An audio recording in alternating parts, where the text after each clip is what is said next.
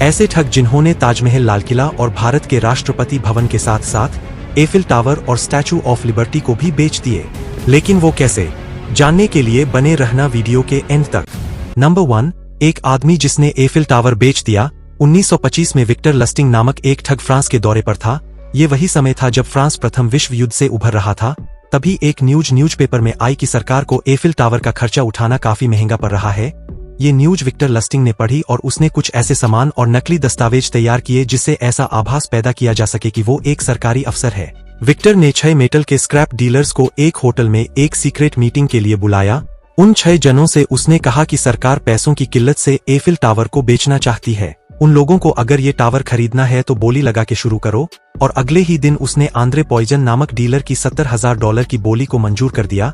पर आंद्रे को जल्द ही पता चल गया कि उसे फंसाया गया है। ये सारा मामला इलीगल होने के कारण आंद्रे ने ये बात किसी को नहीं कही। पर कुछ सालों बाद विक्टर ने और 6 डीलर्स की मीटिंग बुलाई और वही वाकया फिर से दोहराना चाहा। तब आंद्रे ने जाकर पुलिस में कंप्लेन कर दी कि विक्टर ने उसके साथ ठगी की थी। पर ताज्जुब की बात ये थी कि इतना होने के बावजूद विक्टर अपनी गिरफ्तारी से बच सका। नंबर 2, एक आदमी जिसने स्टैच्यू ऑफ लिबर्टी और ब्रुकलिन ब्रिज बेचा।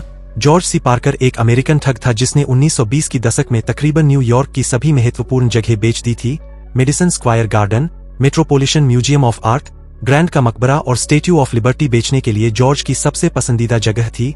कई बार जॉर्ज ने ब्रुकलिन ब्रिज टूरिस्ट को हफ्ते में 2 बार बेचा और 1920 के समय में 50,000 रुपए तक उसने एक बार ब्रिज बेच के कमाया। जॉर्ज की एक खास तकनीक थी कि वो पहले सबसे झूठे कागजात बनाता, झूठी ऑफिस बनाता जिससे वो सामने वाले को ये विश्वास दिलाता कि इन जगहों का असल मालिक मैं ही हूँ, और उसके बाद वो लोगों को ये जगह बेच देता। कई साल ठगी से उसने करोड़ों रुपए कमाए। पर 1928 में उस तक पुलिस पहुंच गई और उसे जिंदगी भर के लिए सिंग सिंग नामक जेल में भेज दिया गया। Number 3, Frank एबगेनेल। 1948 में अमेरिका में पैदा हुए फ्रैंक को दुनिया के सबसे होशियार ठग में से एक माना जाता है। जब वह महज 16 साल का था तब से उसने ठगी करना शुरू कर दिया था। उम्र के 21वें साल तक उसने पायलट, डॉक्टर और ऐसे ही कई जाली पहचान पत्र बना लिए थे।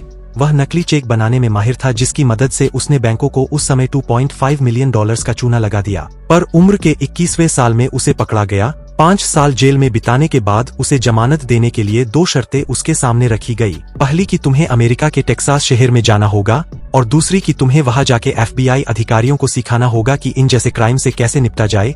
फ्रैंक ने ये दोनों शर्तें मान ली और तब से लेकर आज तक वो FBI के लिए सुरक्षा सलाहकार इस हैसियत से काम करता है।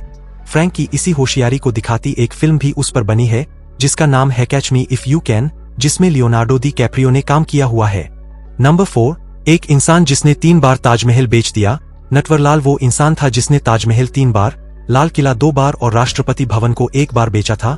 1950 से लेकर 1980 के दशक में कार्यरत नटवरलाल पेशे से एक वकील था, पर उसका असली काम ठगी करना ही था। ताजमहल बेचने के लिए वो सरकारी अधिकारियों के भेष में घूमता और उन टूरिस्ट की खोज करता जो अमीर है। उन्हें ये यकीन दिलाता कि भारत सरकार ये ताजमहल बेचना चाहती है और जाली कागजात देके उन्हें भारी पैसा ले लेता और इस तरह भोले भाले टूरिस्ट उसके ठगी का शिकार हो जाते। वकील होने की वजह से जाली कागजात बनाना उसके बाएं हाथ का खेल था। कई ज्वेलरी को नकली ड्राफ्ट देकर नटवरलाल उन्हें चूना लगाकर भाग गया था।